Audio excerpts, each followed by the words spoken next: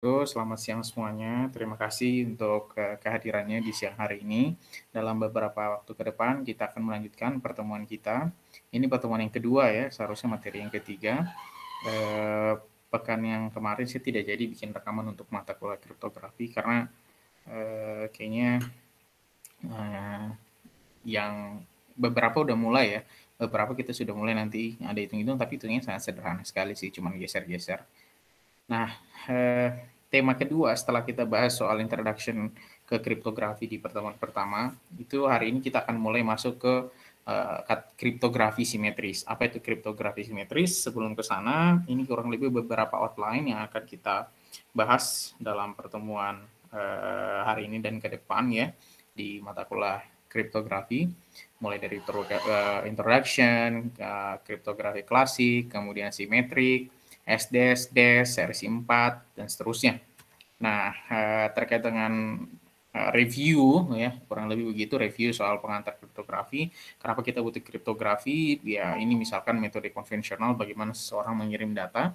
Ketika dia mengirim data, taruhlah paper ya, cek paper seperti ini, mungkin dia akan masukkan ke dalam berangkasnya dikirim, yang bisa menutup password yang digunakan untuk menutup berangkasnya itu diketahui oleh yang akan menerima, kemudian passwordnya itu akan digunakan untuk membuka berangkasnya, baru informasinya diambil.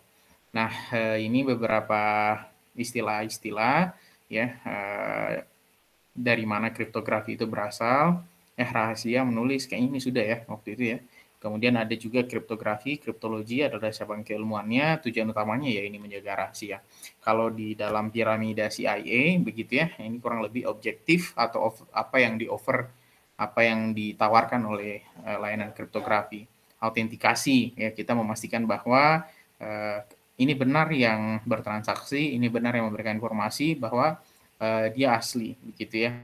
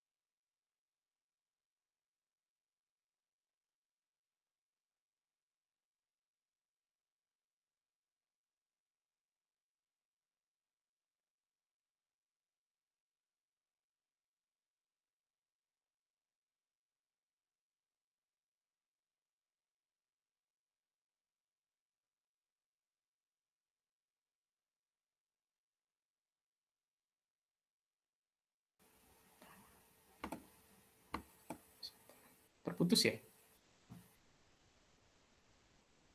Lama nggak? Iya Pak, iya Pak. Tadi nge-lag Pak. Sebentar ya. Kenapa ya? Oke. eh,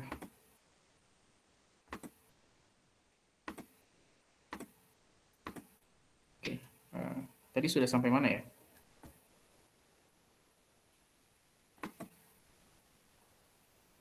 Tadi di piramida itu tadi Pak Oh ya. iya. Eh, Nah, terkait dengan apa yang ditawarkan oleh kriptografi ini ya, autentikasi, integrity, sama non-repudiation, kita harus memastikan bahwa betul yang berkomunikasi itu asli orangnya, ya. Kemudian integrity, kita memastikan bahwa data yang kita kirim, data yang kita terima itu bukan hasil dari modifikasi ya di tengah jalan ketika data itu sedang dikirim. Kemudian non-repudiation memastikan bahwa mencegah entitas berkomunikasi melakukan penyangkalan. Nah, ini terminologi-terminologi, ada kriptografi, ya, itu keilmuan yang tugasnya membuat pesan itu secure, kriptografer itu orangnya, kriptoanalisis itu seni dan ilmunya untuk memecahkan sandi, kriptoanalis, orang yang melakukan kriptoanalisis, kemudian kriptologi, itu cabang keilmuan dari matematika, ya, untuk kriptografi sama kriptoanalisis, Dan yang terakhir ada cryptologist, orang yang melakukan kriptologi. Nah, ini adalah istilah-istilah dasar yang mungkin akan sering kita temukan. Plain text, kalau kita menyebutnya plain text berarti dia ada data mentah atau informasi mentah, ya bisa dibaca. Jadi sebelum dienkripsi itu namanya plain text. Kemudian sender pengirim, receiver itu penerima. Ciphertext adalah pesan yang sudah dienkripsi atau pesan yang sudah disandikan. Jadi setelah melakukan proses enkripsi, maka dia yang tadinya plain text akan menghasilkan ciphertext. Kemudian enkripsi, proses menyandikan atau proses proses menyandikan atau proses merubah jadi plain text menjadi ciphertext ya. Kalau dekripsi kebalikannya dari ciphertext menjadi plain text. Nah, ini beberapa contoh ya bagaimana kalau misalkan data itu masih berbentuk plain text ya atau gambar itu berbentuk plain image. Kalau plain text ya dia bisa dibaca, tapi kalau dia sudah ciphertext ya tidak bisa dibaca. Kita mendapatkan letternya misalkan hurufnya, angkanya, tapi dia tidak ada informasi yang kita bisa peroleh dari susunan huruf dan angka tersebut atau susunan karakter tersebut. Nah, kalau gambar ya modelnya mungkin seperti ini ya. Kemudian kalau kemudian kalau sudah di cipher ya mungkin gambarnya buram. Sebenarnya ada banyak lagi ya teknik yang lain, misalkan kita mungkin ada yang pernah mendengar istilah steganografi ya. Jadi kita gambarnya yang dikirim mungkin seperti ini, plain image. Tapi di dalam gambar tersebut itu kita menyisipkan informasi berupa misalkan dot-dot kecil ya, dot-dot kecil, titik pixel-pixel kecil. Nanti setelah data itu diambil itu kita bisa meletakkan pesan di sana. Jadi kalau itu dotnya diambil nanti pesannya itu bisa kita baca. Ada model menyembunyikan informasi yang seperti itu. Basis data, bagaimana implementasi plain text dan ciphertext ya. Ini contohnya database ketika dia di-encrypt, ketika masih plain text dan di-encrypt ya. Saya kayaknya pernah mention juga ya kasus Tokopedia, kenapa ada sebagian data yang bisa dibuka.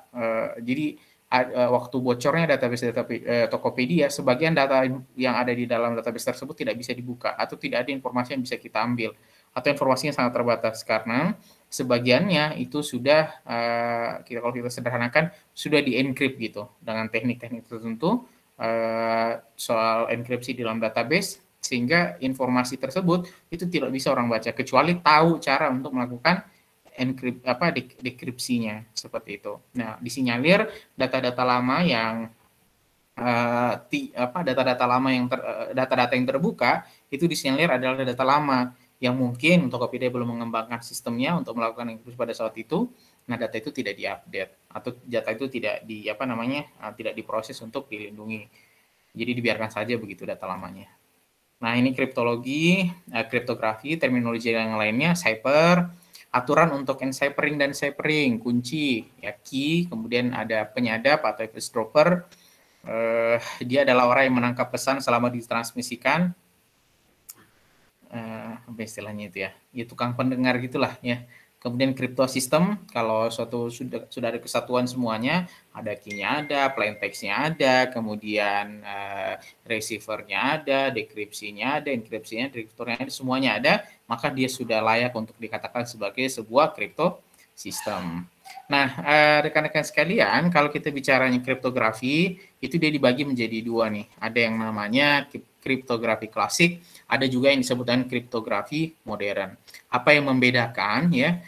Hal yang paling prinsip yang membedakan mudah untuk kita lihat itu adalah melibatkan komputer atau tidak. Ya, jadi kalau kriptografi modern itu dia pasti sudah menggunakan komputer. Tapi kalau misalkan kriptografi itu tidak menggunakan komputer, masih dilakukan misalkan manual berupa teks ya di atas kertas, on paper gitu. Kalaupun pakai mesin, mesinnya mesin mekanis ya, bukan mesin komputer. Nah, itu masuknya kategori ini kriptografi klasik. Ya, kalau dulu Perang Dunia Pertama, Perang Dunia Kedua itu biasanya masih pakai kriptografi klasik. Kalau sudah modern ya, kalau sudah modern berarti menggunakan komputer. Kalau sudah menggunakan komputer, proses enkripsinya itu dengan bit-bit ya, berbasis bit. Jadi bukan lagi berbasis teks tapi berdasarkan bit seperti itu. Nah, kalau sudah bicaranya kriptografi modern, di mana kunci kekuatannya? Kekuatannya itu tergantung dari kuncinya itu sendiri. Jadi key-nya pakai apa gitu. Semakin besar nanti banyak parameternya ya, misalkan semakin besar size-nya maka akan semakin butuh waktu lama untuk melakukan enkripsinya seperti itu Ini perbedaannya klasik dan modern. Ya, di antara banyak variannya, ya turunannya banyak. Ya, anak-anaknya banyak nih. Nah, kalau klasikal ada yang substitution cipher. Hari ini kayaknya kita belajar yang sederhana ya. Ada substitution cipher, ada kalau yang modelnya transpose ya keyless cipher, ada key cipher, ada Caesar, ada Vigenère. Ini hari ini kayaknya kita bahas ini nih, nanti. Ya, kemudian kalau sudah digital atau modern cipher, nanti pertemuan ketiga atau ya pertemuan ketiga nanti kita sudah mulai bahas ke block cipher. Ya, jadi sistemnya semuanya sudah binary, semuanya binary. Ya, nah ini kurang lebih gambarannya. Pak, apakah kriptografi hanya ada yang ada di slide ini? Tidak, banyak sekali macamnya, banyak sekali macamnya. Dan biasanya tergantung implementasinya untuk apa. Ya, tergantung implementasinya untuk apa, beragam juga. Ada yang dipakai di IoT, tentu kalau misalkan ya di IoT kan pemrograman datanya terbatas, resources-nya terbatas ya. Kita maunya mengirim data sekecil mungkin gitu. Nah, tentu kita tidak akan menggunakan kriptografi atau teknik enkripsi yang sangat kompleks yang mungkin menyita resources yang besar dari hardware kita, misalkan seperti itu kan. Nah, itu contohnya.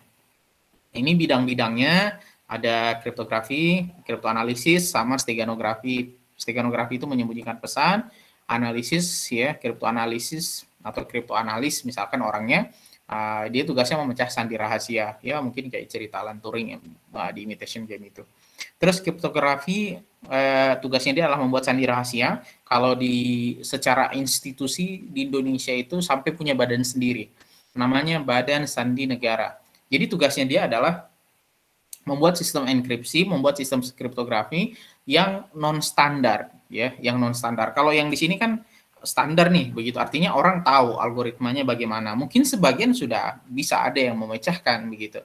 Nah, kalau kita yang membuat ya tentu kita harus membuatnya supaya dia itu benar-benar rahasia. Bahkan orang lain pun tidak tahu algoritmanya itu seperti apa gitu. Itu akan sangat merepotkan orang lain. Jadi semakin dia custom harusnya sih semakin bagus begitu ya. Kemudian kalau bicaranya kriptografi ada dua nih. Ada yang fungsi hash. Jadi kalau fungsi hash nanti kita bahas lebih detail lagi. Intinya kalau hash itu satu arah. Jadi dia kalau satu arah itu kalau satu arah itu misalkan begini. Saya saya masak nasi, kemudian nasinya jadi bubur.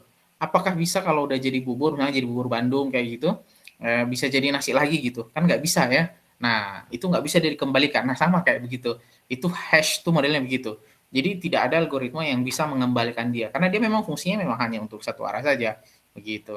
Nah, kemudian ada juga, itu fungsi hash. Hash itu namanya kalau dia satu arah. Tapi ada juga yang disebut dengan crypto system. Tadi apa itu crypto system? Di sana ada key, di sana ada enkripsinya, di sana ada dekripsinya, komplit begitu. Nah, di sana bisa menggunakan simetris, bisa asimetris. Hari ini kita akan bahas soal kunci yang simetris. Mungkin sebagai ada pengantar juga terkait dengan asimetris. Kira-kira sampai di sini ada yang mau didiskusikan dulu? Lanjut ya. Belum ada, Pak. Masih ada. Belum ada, Pak. Oke, thank you ya. Nah, ini kurang lebih proses enkripsi ya. Ada plain text terlebih dahulu, kemudian dia akan melalui proses enkripsi, nanti berubah menjadi ciphertext. Ciphertext, kalau kita mau dapatkan plain text-nya atau original message-nya, maka kita harus melalui proses dekripsi. Kalau dalam notasi matematisnya, ya kurang lebih begini. Jadi, message, encrypt, ya. Kemudian dia jadi ciphertext, begitu. Decrypt, ciphertext, dia akan jadi message. Ya, seperti itu. Message atau plain text, begitu. Kemudian, kalau kita melakukan dekripsi terhadap message yang sudah di-encrypt, maka kita akan mendapatkan message kita kembali. Ya, ini penulisannya, begitu ya. Jadi, seperti itu. Terus ada 5 bahan. Di sini ada plain text, ada algoritmanya, tentu ya. Di dalam sini pasti ada algoritmanya. Ya, atau aturan proses enkripsinya seperti apa, apakah digeser, apakah disubstitusi, atau seperti apa gitu ya. Kemudian secret key, kuncinya apa, ciphertext, kalau dia sudah disandikan, decryption algoritmanya bagaimana. Oke. Nah, rekan-rekan sekalian, tentu kalau kita bicaranya enkripsi ya, tugas kita itu kan membuat dia rahasia. Kalaupun nanti orang bisa membuka, harapan kita adalah kita harus bisa memastikan bahwa ketika orang lain yang tidak berhak itu membuka servernya, itu kita pastikan waktu yang digunakan itu lebih lama daripada lifetime-nya informasi tersebut. Oke, itu lebih lama daripada lifetime-nya informasi tersebut. Maksudnya bagaimana? Ilustrasi sederhananya begini nih. Misalkan deadline pengumpulan untuk daftar beasiswa. Itu saya rahasiakan deadline-nya. Ya, saya rahasiakan deadline. Ternyata deadline-nya itu minggu depan. Oke, misalkan pesan itu saya encrypt. Yang boleh daftar hanya yang tahu link-nya saja, misalkan seperti itu. Dan deadline untuk pengumpulannya itu misalkan minggu depan. Nah, ini pesannya saya encrypt nih. Kemudian ada yang berhasil memecahkan enkripsinya, tapi waktu yang dia butuhkan itu 2 minggu. Misalkan seperti itu. Waktu dia butuhkan untuk membuka pesan tersebut adalah 2 minggu. Artinya 2 pekan dari sekarang, dia bisa membuka pesan itu. Pertanyaannya, apakah informasi yang sudah dia buka itu masih dibutuhkan atau tidak? Sudah tidak berguna lagi kan? Artinya lifetime informasi tersebut itu sudah kadaluarsa. Jadi itu harapan kita. Kalaupun misalkan bisa dibuka, kita pastikan bahwa lifetime-nya dia itu sudah lewat daripada lifetime-nya informasi yang kita punya gitu. Nah, ini contoh di dalam tabel beberapa data ya. Kalau misalkan ini enkripsi modern nih. Kenapa pakai enkripsi modern? Karena sudah berbasis bits ya, ini kategorinya. Ada cipher, ada dash, ada AS, triple dash, AS dan sebagainya. Jadi kalau misalkan key size-nya adalah 256 bit, mode cipher-nya adalah AS, begitu ya. Nah, kita akan memiliki alternatif kunci itu 2 × 256. Ya, hitung aja nih ya. Ini alternatif kuncinya nih. Nah, kalau misalkan waktu yang dibutuhkan, misalkan 10 × 9 decryption per second, maka butuh waktunya ya sejumlah ini nih untuk membuka. 1,8 × 10⁻60 tahun, begitu. Nah, kalau misalkan durasi waktu yang kita punya nih, misalkan sistem kita canggih dan seterusnya, ya, dia sampai bisa mempercepat menjadi 10 × 13 dekripsi per second. Maka dia butuh waktunya tetap lama, 1,8 × 10⁻56 tahun. Ya, jadi ya mungkin orang bisa buka gitu, tapi kalau misalkan dia menunggu 100 tahun, ya useless kan. Nah, itu yang dimaksud dengan lifetime informasi harus terjaga daripada kita harus bisa memastikan bahwa lifetime informasi tersebut harus selalu lebih pendek daripada waktu untuk dekripsinya. Nah, kita masuk ya soal kriptografi simetris. Apa itu kriptografi simetris? Jadi, kriptografi simetris itu adalah ketika kita menggunakan kunci yang sama untuk melakukan proses enkripsi dan juga menggunakan kunci yang sama untuk melakukan dekripsi. Ya, secret share sender and receive. Key-nya sama, ya, itu yang digunakan pada saat melakukan enkripsi dan itu juga kunci yang digunakan ketika melakukan dekripsi. Ini yang disebut dengan simetris, begitu. Nah, kalau misalkan misalkan ya kuncinya itu didapat oleh orang lain, ya mungkin bukan secara fisik. Kalau kita bicaranya data, mungkin password begitu. Nah, tentu itu akan jadi problem karena dia pasti buka data yang kita kirim itu. Karena kunci kita sama begitu. Nah, ini yang menjadi kelemahan kriptografi simetris. Dia sederhana, karena kuncinya sama gitu. Tapi dia memiliki satu problem. Problemnya apa? Kalau misalkan kunci itu jatuh ke tangan orang lain ya, maka dia tidak akan bisa buka. Ya. Dan kalau begitu jangan di-share kuncinya. Pertanyaannya apakah mungkin kita tidak akan share? Pasti kita akan share. Kenapa pasti kita akan share? Ya karena kan orang lain biar bisa buka message kita kan. Pasti kita akan share. Begitu. Nah, jadi itu yang pertama, yaitu kriptografi simetris. Ada juga yang disebut dengan kriptografi asimetrik. Nah, jadi kalau kriptografi asimetrik itu disebut dengan public key algorithm. Jadi kunci itu ada dua. Kuncinya ada dua. Ada public key-nya, ada private key. Ya, ada public key-nya, ada private key. Terus di sini kunci dekripsi tidak dapat dikalkulasi dari kunci enkripsi dan sebaliknya. Ya, jadi misalkan saya punya salah satu kunci, ya sederhananya gini, misalkan di kelas ini, let's say siapa ya, Alvin Bakti misalkan ya, Alvin Bakti, saya mau kirim message ke Alvin Bakti. Alvin Bakti itu Alvin misalkan ya, dia punya private key, dia punya public key. Saya yang mau kirim message, saya juga punya public key, saya punya private key. Saya mau kirim data saya, pesan saya ke Alvin. Apa yang saya lakukan? Saya akan minta public key-nya punya Alvin. Jadi tugasnya public key itu ya memang untuk disebar ke orang lain gitu. Nah, jadi pesan yang akan saya kirim ke Alvin itu saya akan enkripsi menggunakan public key-nya Alvin. Setelah pesan itu yang sudah dienkripsi tersebut diterima oleh Alvin, yang Alvin harus lakukan adalah dia akan melakukan dekripsi dengan menggunakan private key. Oke, dia akan menggunakan private key-nya dia. Jadi Alvin kan udah punya kunci, ada public key, ada private key. Nah, saya yang akan kirim ke Alvin, saya harus encrypt dia menggunakan public key-nya Alvin. Alvin supaya bisa membuka pesan tersebut, dia harus menggunakan private key-nya dia. Jadi kalau misalkan orang lain pun memiliki public key-nya Alvin, dia tidak akan bisa buka. Saya pun misalkan punya public key-nya Alvin, tidak akan bisa buka message tersebut. Kenapa? Karena syarat untuk membukanya itu harus menggunakan private key.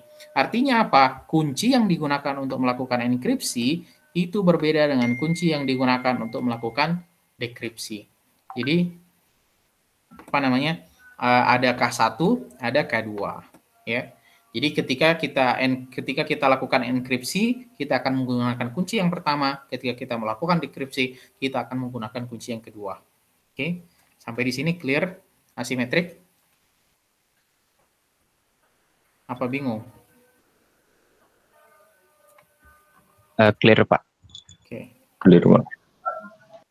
lanjut ya. Nah ini kalau simetris. Kalau asimetris, Alice sama Bob ya, dia setuju pada satu crypto system. Kemudian Alice dan Bob setuju pada satu kunci, ya tinggal sharing aja kuncinya. Nanti dia akan bisa buka, bisa mengirim, bisa menerima. Kalau asimetrik ya tadi, jadi ada public key sama ada private key. Kalau saya mau kirim, saya harus kunci dia dengan public key-nya tujuan saya. Kalau tujuan saya mau membuka, dia harus membukanya dengan private key-nya dia. Alvin misalkan mau kirim message ke saya, dia harus kunci pesan tersebut menggunakan public key yang sudah saya berikan. Setelah itu, setelah pesan itu saya terima, saya harus membukanya dengan menggunakan private key yang saya punya. Seperti itu. Ada juga hybrid ya. Kalau hybrid itu Bob mengirim misalkan ke Alice menggunakan public key-nya. Kemudian ada generate key session. Jadi ada session key-nya. Ini apa namanya? Ini contoh ya. Ini contoh ini contoh satu tahapan baru ya. Jadi menerapkan yang namanya session key. Kemudian dia akan melakukan encryption session key tersebut dengan public key-nya Bob. Kemudian mengirimkannya ke Bob. Oke. Nah, Bob bagaimana dia melakukan dekripsinya? Dia akan mendekripsi ciphertext tersebut menggunakan private key miliknya. Oke. Tujuannya apa? Untuk mendapatkan session key. Nah, baru ya melakukan enkripsi session key yang sudah diketahui untuk bisa saling berkomunikasi. Jadi tahapannya berlapis. Ada private public key-nya dan mengenerate juga session key. Nah, apa contoh atau bagaimana suatu crypto system itu bisa dilakukan serangan atau kita menyerang satu sistem? Pertama, menggunakan crypto analysis. Crypto analysis adalah ya tadi, jadi tipe yang dimana kita harus pelajari model enkripsinya, kita harus mempelajari mode algoritma dekripsinya sampai kita betul-betul tahu oh algoritmanya itu begini. Nah kalau kita sudah tahu algoritmanya, kita tinggal duplikasi, nanti itu kita bisa pakai untuk encrypt, bisa menggunakan decrypt. Itu crypto analysis. Jadi betul-betul mencari tahu kelemahan algoritmanya. Yang kedua itu brute force. Brute force itu ya misalkan brute force itu begini, ada yang punya, mungkin semua punya koper ya, koper pribadi yang pakai 3 digit yang kita putar-putar itu buat bisa buka koper kita. Nah ketika lupa passwordnya, lupa kodenya 3 itu misalkan ya, 3 angka itu kita lupa, yang kita lakukan adalah coba satu-satu, 000 tes nggak bisa, 001 tes nggak bisa, 002 sampai begitu seterusnya, sampai 999, yang mana yang bisa, pada saat ketemu bisa, itulah yang disebut dengan brute force attack. Ya, brute force attack gitu. Ada juga sebenarnya yang modelnya kayak kamus. Jadi kalau modelnya kayak kamus tuh, dia punya database ya, kemungkinan orang biasanya bikin passwordnya apa, dia koleksi semua komponen itu. Nah, dari semacam kamus lah ya, Nah, kemudian itu digunakan untuk di testing satu-satu. Keyword 1 masukin, gagal. Keyword 2 masukin, gagal. Keyword 3 masukin, gagal. Keyword 4 masukin, gagal. Keyword 5 masukin, gagal. Sampai berhasil. Ya, nah itu mirip-mirip. Ya, biasanya sih kita nyebutnya addiction rate, tapi mirip-mirip lah brute force attack gitu. Ya, seperti itu. Ini crypto. Nah, bagaimana suatu algoritma itu bisa diserang atau crypto analisis bisa dilakukan? Ada macam metode, ada yang namanya ciphertext only attack, kemudian non plain text attack, kemudian chosen plain text attack, sama ada adaptive chosen plain text attack. Pertama, kita apabila serangannya itu menggunakan ciphertext only attack, ya prosedurnya bagaimana? Kita akan mengkoleksi sebanyak-banyaknya ciphertext-nya, ya. Kalau misalnya suatu ada algoritma begitu, kita akan koleksi sebanyak-banyaknya ciphertext-nya, tapi kita tidak tahu plain text-nya apa. Kita tidak pernah tahu plain text-nya apa. Kemudian, cipher tersebut dienkripsi menggunakan cipher yang sama. Ya, misalnya seperti itu. Nah, tugasnya adalah supaya kita bisa mendapatkan key-nya, begitu. Jadi intinya kita serang dengan mengoleksi ciphertext-nya sebanyak-banyaknya begitu. Kemudian kita cari tahu dari ciphertext ini kira-kira key-nya apa gitu ya. Nah, itu modelnya tuh. Ya, kita encrypt dia sampai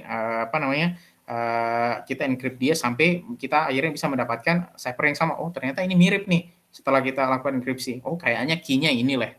Kayaknya key-nya ini gitu. Nah, itu disebutnya dengan ciphertext only. Nah, ada juga yang ini kita skip dulu, nanti kita latihan ya. Ada juga metode yang kedua namanya non plain text attack. Jadi apa yang dilakukan dengan non plain text attack? Jadi dia berpasangan. Jadi kita koleksi. Kan kita nggak tahu nih, kita tidak tahu algoritmanya apa. Ya sudah, kita koleksi saja plain text-nya apa, plain text-nya apa, terus ciphertext-nya apa. Plain text-nya apa, ciphertext-nya apa. Plain text-nya apa, ciphertext-nya apa. Itu kita koleksi. Sampai akhirnya kita bisa dengan melihat polanya itu, kita mempelajari semua polanya itu, oh ternyata polanya itu begini gitu. Ternyata polanya itu seperti ini. Nanti kita bisa dapat key-nya di sana. Algoritmanya kita bisa dapat di sana. Nah, sebenarnya ini yang terjadi dengan kenapa orang bisa melakukan hack atau membuka enkripsinya GSM. Jadi kalau kita nelpon bisa disadap, itu miripnya seperti ini. Jadi awalnya itu ya metode yang pendekatan untuk waktu mereka mau melakukan membongkar metode enkripsinya GSM itu menggunakan non plain text attack. Maksudnya bagaimana? Jadi kan kalau di seluler ya, mungkin kita pernah sama belajar di seluler, itu kan meskipun handphone kita diam, itu diam aja nampaknya. Tapi sebenarnya dia itu berkomunikasi dengan BTS. Jadi ada informasi yang akan dikirim setiap periode waktu itu oleh BTS ke handphone kita.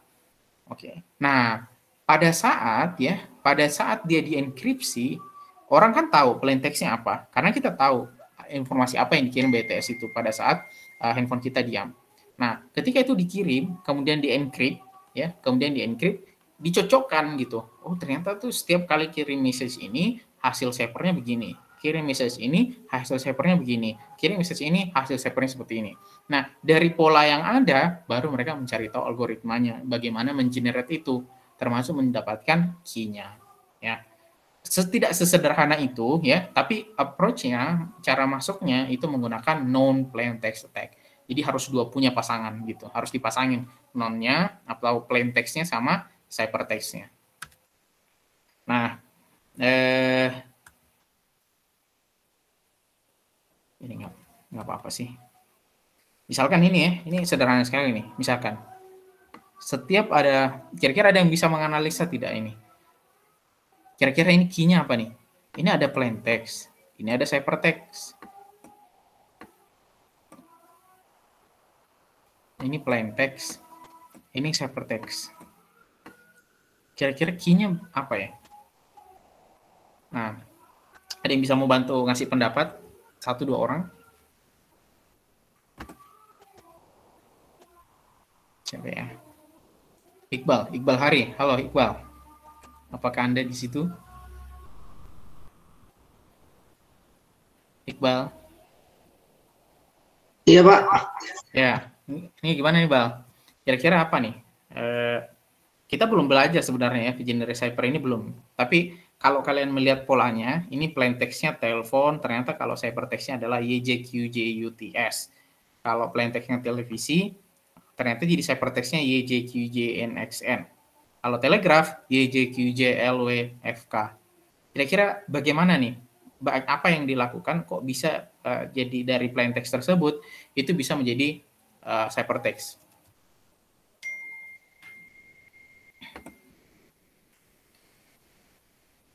Kira-kira nih, kalau misalkan Iqbal lihat polanya. Atau ada yang mau bantu Iqbal? Izin Pak, mau coba. Coba. Ya. Boleh. Sok, reka dulu nggak apa-apa. Nggak reka dulu aja sok. Oh ya udah. Jadi kalau menurut saya itu ini Pak, karakternya itu +5. Jadi misalnya itu dia T itu dia +5 untuk di enkripsinya itu jadi Y. Betul, ini kayak ujian psikotes ya. Menurut saya betul. Jadi kalau T, ternyata setiap kali muncul T, itu hurufnya semua penggantinya sama ya.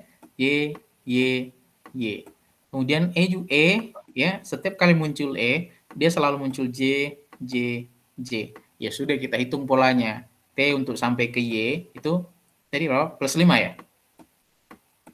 Iya Pak, +5. Ya, +5. Nah, berarti ini modelnya shifting ya. Jadi plain text-nya cuma digeser jadi digeser 5. Nah, itulah yang jadi ciphertext-nya. Berarti key-nya 5 ya.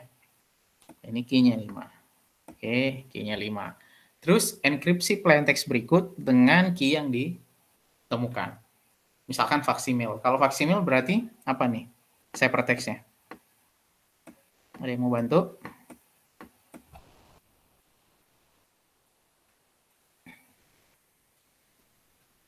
Awalnya K.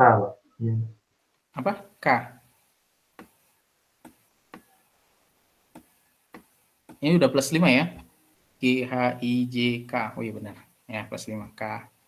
Terus A. F, Pak. F ya. F. Terus K. P. Tenggu. P. Ya benar Pak. P. Terus S. X, Pak. X, Pak. Iya. Kayak begitulah seterusnya. Cincai lah. Bisa ya? Bisa Pak. Ada yang Bisa, bingung? Pak. Ya. Nah ini kan kita nggak tahu nih key-nya berapa. Nah, tapi karena kita punya plain text, punya ciphertext, kita analisa, nah dapatlah kuncinya 5. Apakah seperti ini diterapkan di teknologi? Enggak ya, nggak mungkin. Masa pasti ini terlalu mudah gitu ya untuk diketahui polanya. Nah, kemudian chosen plain text ya. Kalau chosen plain text attack ini dia akan mengirimkan plain text pilihannya untuk disandi oleh penyandi untuk mendapatkan pasangan teks dan sandinya. Jadi kalau isinya itu instead of gitu ya, daripada kita masukkan semua kata, kita pilih aja nih kata-kata tertentu plain text-nya, baru kita sandikan supaya dapat pasangannya begitu. Nah, kenapa kita harus memilih ciphertext? Ya karena kita misalkan sudah bisa menganalisa bahwa kayaknya nanti polanya seperti ini. Oke, untuk memastikan pola tersebut, kita pilihlah chosen plain text-nya apa. Nah, mungkin kata-kata tertentu atau deretan huruf tertentu yang memudahkan kita melihat polanya itu lebih jelas. Tujuannya ya sama untuk mendapatkan key-nya. Ada juga yang disebut adaptive chosen plain text attack, ya bagian dari chosen plain text attack mirip yang pertama. Cuman yang dilakukan adalah dia bisa memodifikasi plain text yang dikirimkan berdasarkan hasil enkripsi yang dikirimkan oleh Alice. Pada chosen plain text attack memilih plain text yang besar, sedangkan pada adaptive chosen plain text attack cryptanalysis dapat memilih plain text yang lebih kecil. Ya, jadi setelah boleh kita memilih plain text-nya, di adaptive itu bisa dipilih besar kecilnya. Nah, tugasnya apa? Maksudnya goalnya apa? Sama untuk mencari algoritmanya, polanya seperti apa, dan mencari key-nya bagaimana. Ya, key-nya berapa gitu. Ya. Seperti itu. Ada juga yang lain, chosen ciphertext dapat memilih ciphertext, ada juga rubber hose mengancam ya. Kalau ini sih sebenarnya bukan lagi soal algoritma ya. Ya, bukan lagi soal algoritma, tapi kalau mengancam blackmail tahu ya. Jadi kita kirim email, Anda kalau misalkan tidak memberikan informasi itu ke saya, nanti saya akan begini, itu namanya blackmail, menakut-nakuti. Itu namanya rubber hose. Ya, terlalu bagus namanya. Rubber hose cryptanalysis.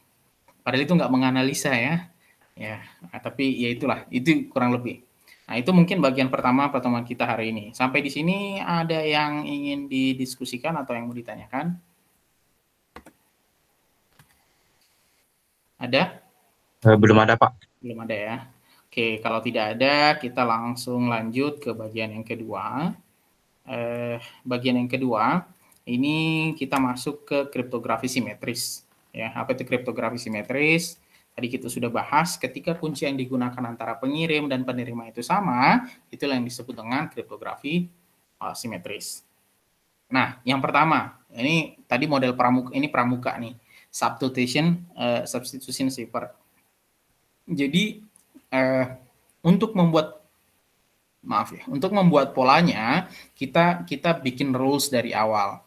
Bikin rulesnya dari awal misalkan seperti ini. Saya bikin rules A sampai Z, itu hypertextnya X, N, Y, A, H, P, O, G, dan seterusnya. Artinya apa? Kalau misalkan saya mau mendapatkan hypertext misalkan cryptosystem, ya sudah ini tinggal saya ganti. C-nya diganti apa? Y. Kemudian R-nya diganti apa? C. Y-nya diganti apa? D. Kemudian P-nya diganti apa? L. Ya. C. R. Y. P. Begitu seterusnya. Ya, jadi kita bikin tabel di awal. Ini namanya substitution cipher. Nggak usah dilamain ya. Gampang lah ini. Terus ada juga yang kedua, itu namanya Caesar cipher. Nah, kalau Caesar cipher ini modelnya pergeseran. Nah, model pergeseran inilah yang tadi sudah dipecahkan. Ya, yang tadi sudah dipecahkan tuh. Nah, jadi kita bisa mendapatkan key-nya. Ini contohnya. Misalkan ada shift ya, dia memiliki key-nya tuh 3. Ya, misalkan ya, kuncinya itu adalah 3. Artinya kalau misalkan nanti kita mau mendapatkan ciphertext-nya, maka kita harus menggunakan kunci ini 3. Nah, sebelum di situ ya, kita akan melakukan mapping terlebih dahulu. Mappingnya seperti ini. A sampai Z, kita kasih dia kode kita kasih dia deretan angka dari 0 sampai 25. Nah, untuk setiap value di setiap huruf tersebut. Nah, rumusnya adalah ini. Kalau misalkan saya melakukan proses enkripsi, artinya untuk mendapatkan ciphertext, maka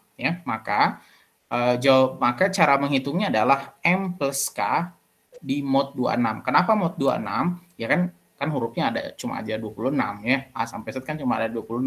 Kalau misalkan sampai 27 akan ada huruf yang tidak ada ciphertext-nya, kan begitu. Jadi hanya bisa sampai mod 26. M plus K mod 26. Kemudian proses dekripsinya itu kebalikannya. C minus K untuk mendapatkan plain text atau message-nya itu C minus K itu mod 26. Seperti itu. Ada yang lupa operasi modulus? Atau gampang lah ya modulus? Modulus itu sederhananya pembagian sisa. Kalau misalkan 4 mod 1, 4 mod 2, kemudian 5 mod 7. Sorry. 5 mod 7, terus 7 mod 6.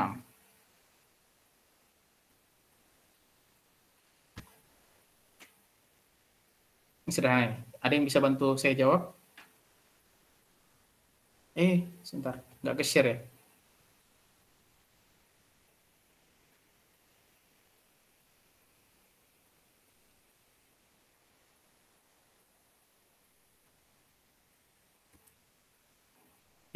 Sudah muncul ya?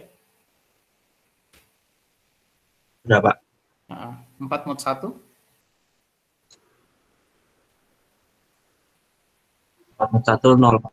0, Pak. 4 mod 2. 0, Pak. 5 mod 7. 27, 5, Pak. 7 mod 6. 7 mod 6 1, Pak. Tuh. Ya. Ada yang lupa? Ada yang bingung? Nggak ada? Jadi kita pilih random aja ya. Eh,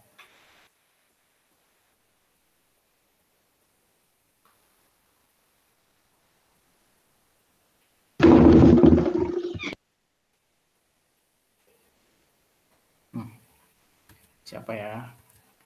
Videla yang awal nih. Videla 24 mod 26 berapa Videla?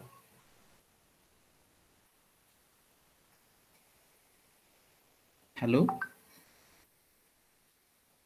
Bentar, Pak. Duh, aku ya.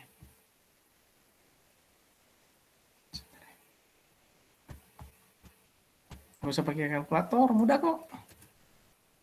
24 mod 26.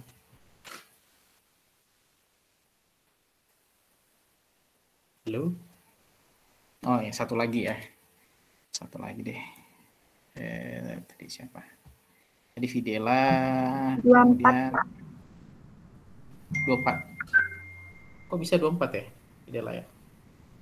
Hmm, Repka 36 mod 7 berapa? Repka? 1, Pak. 1 ya. Ya. Kenapa bisa ya? Kenapa 24 mod 26 24?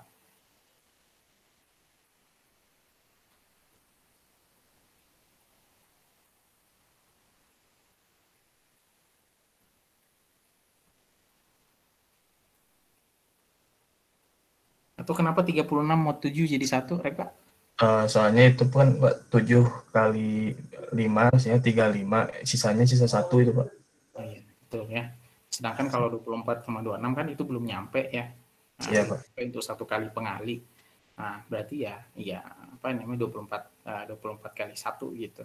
Nah, jadi dia tetap 24 ya. Jadi kalau sederhananya itu pasti nilai mod itu kalau misalnya kita bikin lingkaran ya. Ini lingkaran, misalkan ini 0, ini pasti n minus 1. Itu maksimum tuh nilainya. Jadi kalau misalkan mod 6 misalkan ini misalkan mod 6, ya pasti angkanya di sini maksimum hasilnya 5. Nggak ada kalau misalkan mod 6 terus hasilnya di sini jadi 7 gitu atau jadi 8, itu udah pasti salah. Maksimum hasilnya itu adalah n plus 1. Paling mentok dia kalau mod 6 ya 5 gitu. Ya, jadi itu aja angkanya berulang terus. Jadi sama misalkan ya 24 mod 26 gitu. Maksimum hasilnya ini ya berkisar dari 0 sampai 25 ya. Karena n-1, 20 kurang 1. Nah, seperti itu ya. Kenapa? Kalau misalkan dia udah sampai 26, berarti kan sisanya 0. Nah, ujung-ujungnya dia pasti kembali lagi ke sini. Ya. Ini cuma review di awalnya, mudah-mudahan nggak ada yang bingung. Cuma meskipun tadi agak lama ya, kenapa tuh agak lama? Ya, di review lagi aja ya. Nah, terus tentukan ciphertext dari plain text berikut.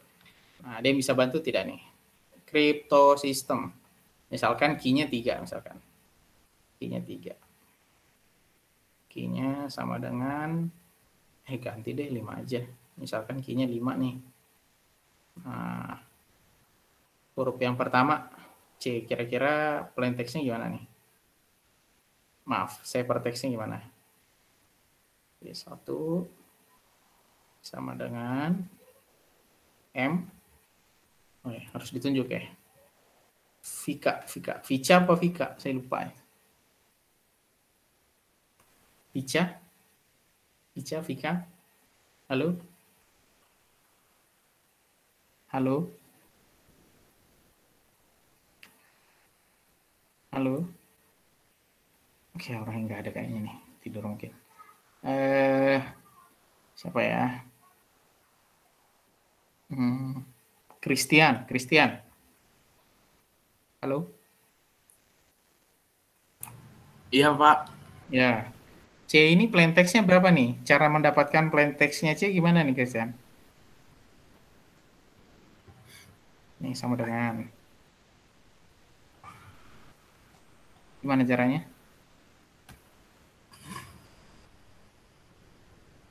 M-nya berapa M-nya?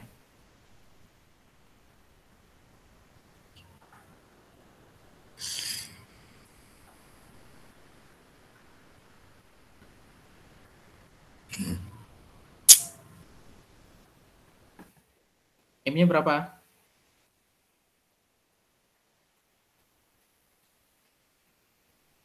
Halo, Christian.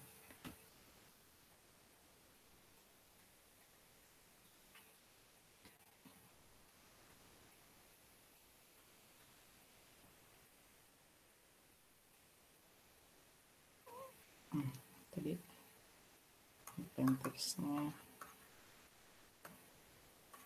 kiri. Ini gampang banget sebenarnya ini.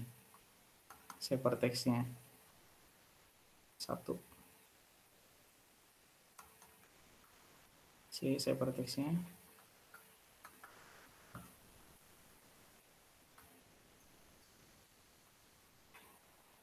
M plus K. M-nya berapa nih, C?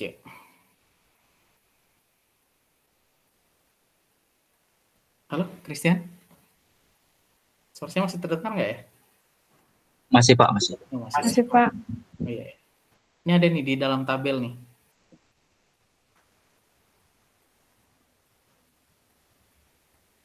Halo? Iya, Pak. Oh iya. Ini kalau C di sini nilainya berapa nih, Christian? Kalau C 2, Pak. 2 ya. Iya, betul. Key-nya berapa key-nya?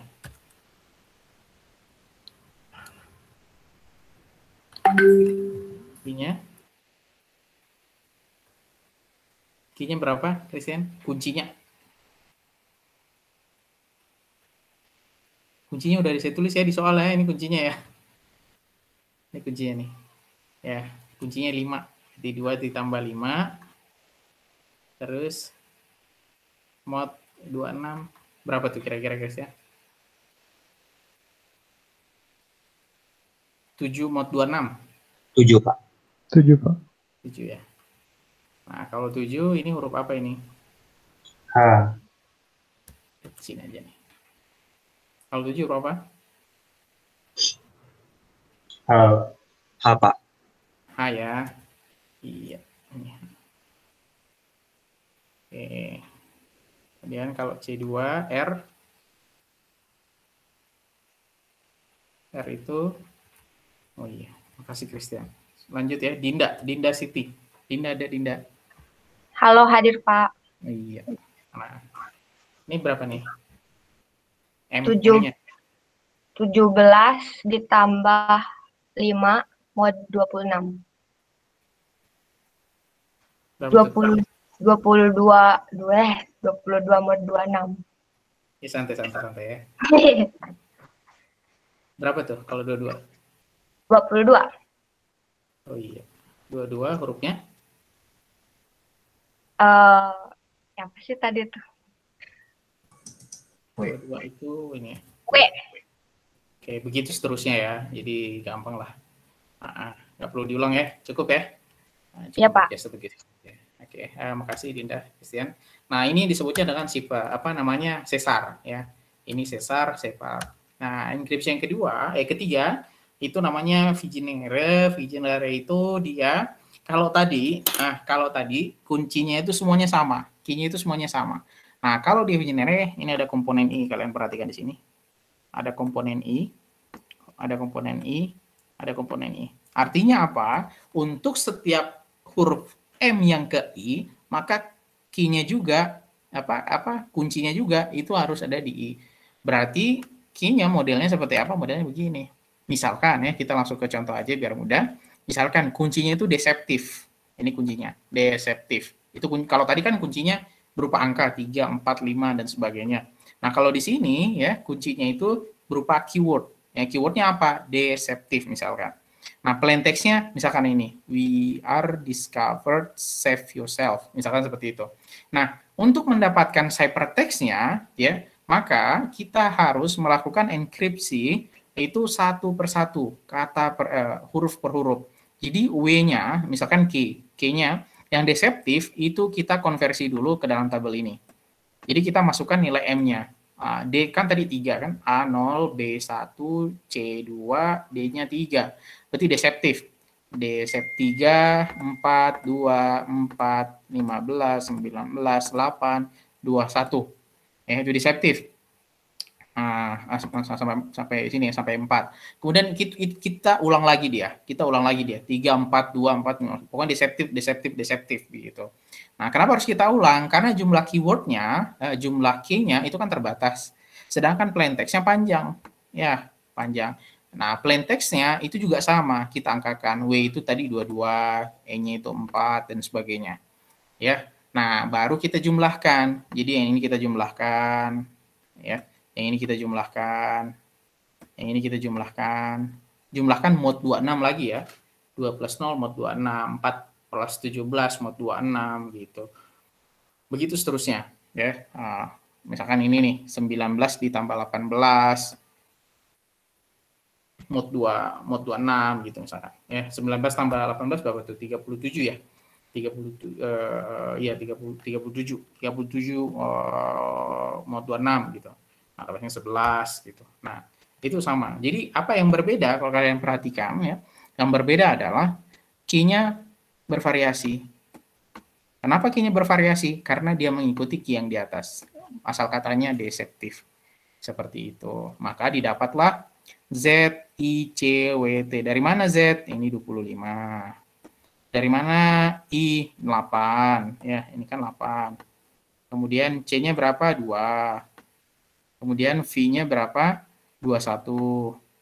Begitu seterusnya. Nah, ini namanya Viginere. Gampang lah ya. Jadi hanya mengkonversi, tapi dengan key yang sudah tentukan. Itu. Nah, misalkan ini adalah keyword-nya. Ya, misalkan ini adalah keyword-nya. Kemudian ini adalah plain text-nya. Kira-kira tentukan hypertext-nya. Kita dari ini aja deh. Dari huruf yang ketiga. Kita mulai dari I-nya. I-nya mulai dari 3 ya.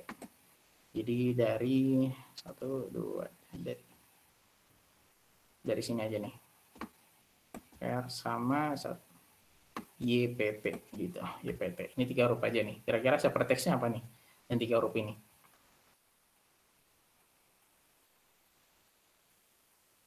Ada yang bisa membantu kira-kira bagaimana? Kayak Andri, Muhammad Andri. Halo Andri. Halo. Halo, Pak. Iya. Nah, hypertext-nya apa nih? Kira-kira yang plain text-nya YPT. Kira-kira untuk mendapatkan hypertext-nya bagaimana nih? Atau langkah apa yang harus saya lakukan?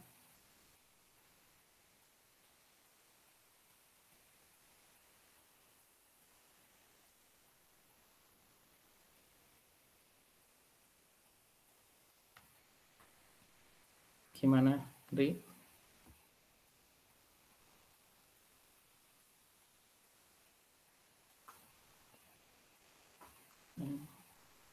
Gimana, Ri? Ada ini, kira-kira ada arahan. Jadi key-nya ketahuan. Key-nya PHE ya. Kemudian plain text-nya ini gampang banget ini. YPT. Oke.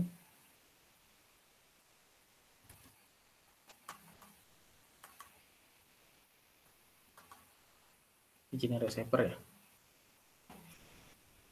Gimana nanti? Apa yang harus saya lakukan?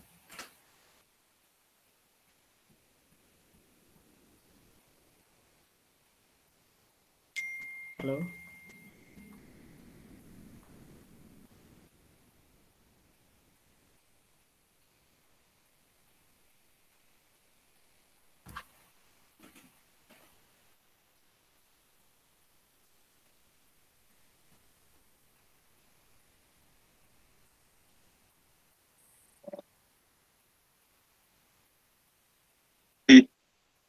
Ya? Tambahin, Pak, kayaknya apa?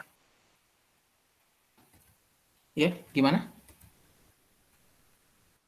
Kayaknya tadi Yang ini? diubah ke angka dulu, Pak. Putus-putus ya? Diubah ke angka. Apa cuma saya yang putus-putus ya? Apa yang lain juga putus-putus nggak? Halo, halo. Putus, Pak. Halo. Iya Pak, tadi suara Andre ada. Halo, halo Pak. Oh iya, udah terdengar udah.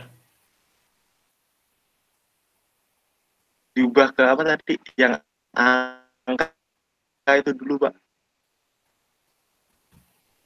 Nih, mekanismenya begini nih.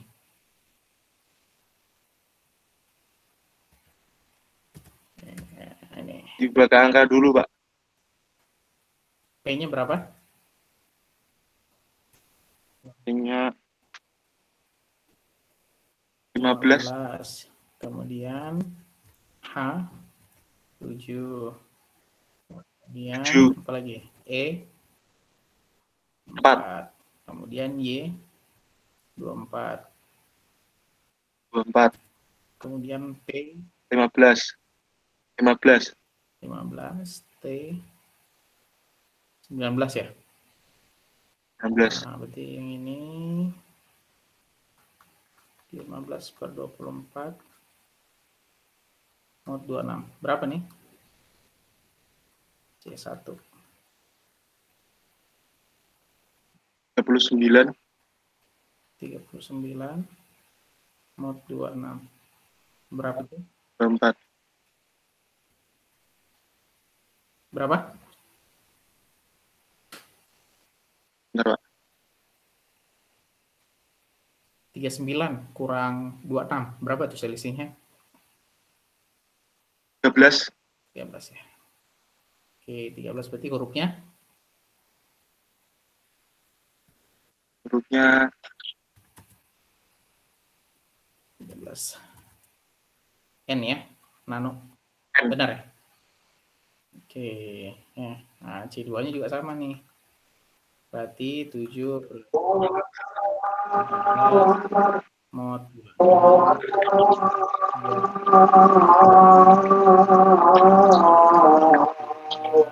22.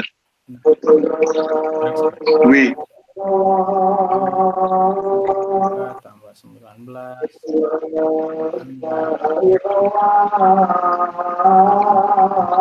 13.